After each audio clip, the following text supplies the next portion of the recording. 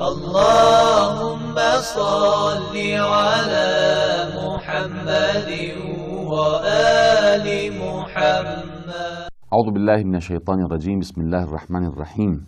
En el nombre de Dios el clemente, el misericordioso. Vamos a hablar de un nuevo tema que tiene que ver con las cosas impuras en el Islam. Para que podamos entender esto, el Islam es una religión que se ha preocupado por todas las dimensiones de la vida del hombre, por lo que cada postura, cada acción, cada comportamiento y cada conducta, hay una ley que rige de alguna manera la forma en que el hombre debe vivirlas y experimentarlas. Por eso se ha preocupado por la comida, por la bebida, por el sueño, por las relaciones sexuales, por las relaciones personales, la relación de uno con uno mismo, con la naturaleza, con Dios, con sus semejantes.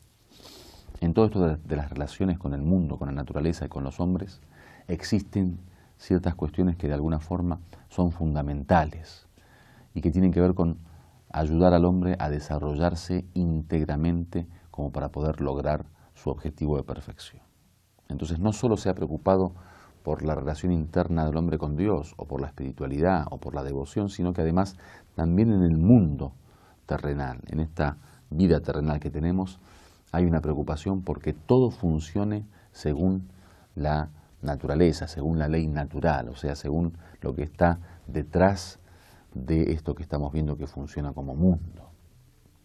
Entonces es necesario que uno, que no conoce muchos de los secretos y misterios de este universo, se atenga a una ley que es divina en este caso, para poder conocer muchas de las cuestiones que uno no tiene acceso, o porque son ocultas, o porque directamente uno no alcanza a poder conocer todas las leyes de este universo. Es por eso que Dios también propone una serie de cuestiones que están directamente relacionadas a los beneficios y los perjuicios en la vida del ser humano. Muchas cosas que de hacerlas, o de tomarlas, o de beberlas, o de comerlas, o de utilizarlas, pueden perjudicar al hombre, ya sea a su cuerpo, o a su salud, digamos, corporal, o a su salud psicológica, en fin. Entonces viene Dios y hace una serie de leyes estipulando cuáles son los referentes o los criterios para poder perfeccionarnos. Dentro de estas leyes está el tema de lo que llaman lo najis o an-najasat, que son las cuestiones impuras. Hay ciertas cuestiones en el mundo que Dios las considera impuras. Cuando hablamos de impuro es que, bueno, en el momento de rezar, por ejemplo, no podemos rezar si ellas están con nosotros.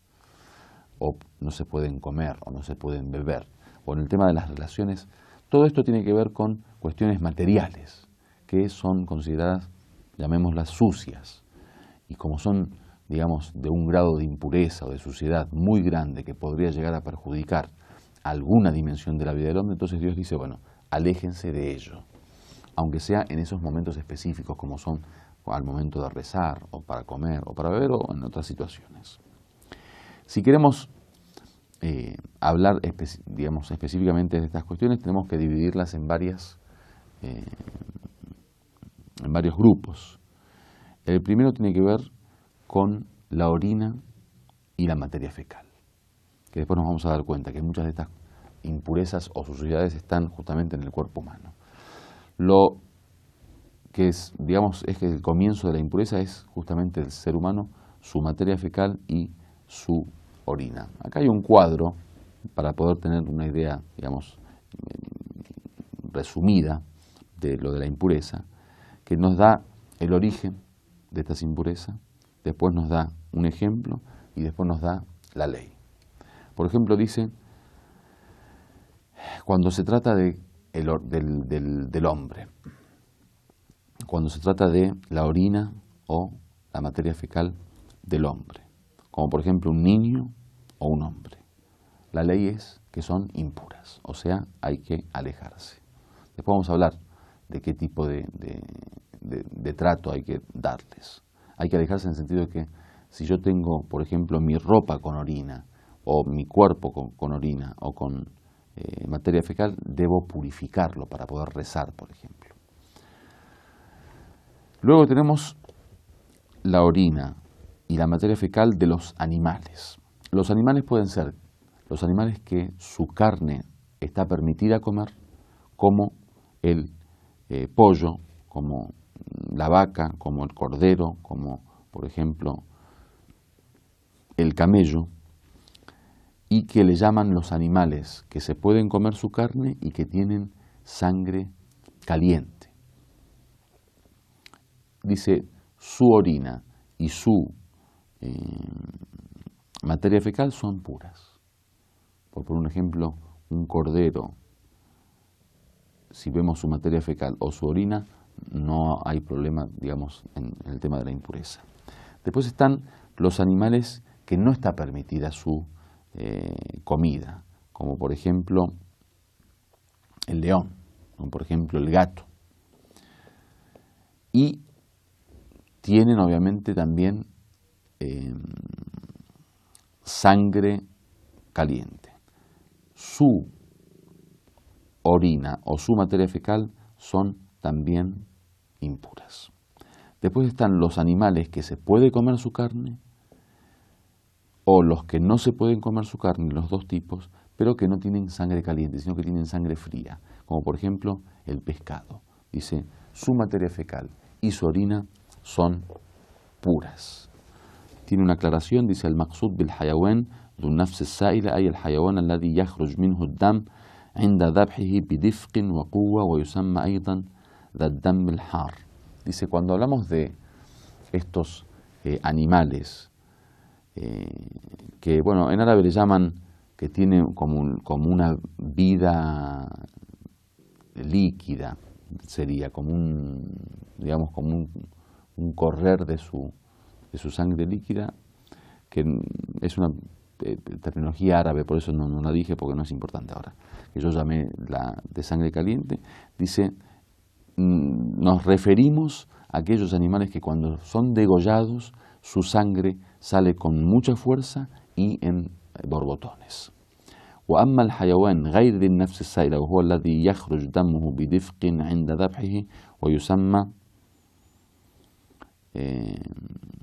ذا الدم البارد لا يخرج. Dice, el otro animal que tiene sangre fría, le llaman, es aquel que cuando se lo degüella la sangre no sale a borbotones o no sale con fuerza, digamos.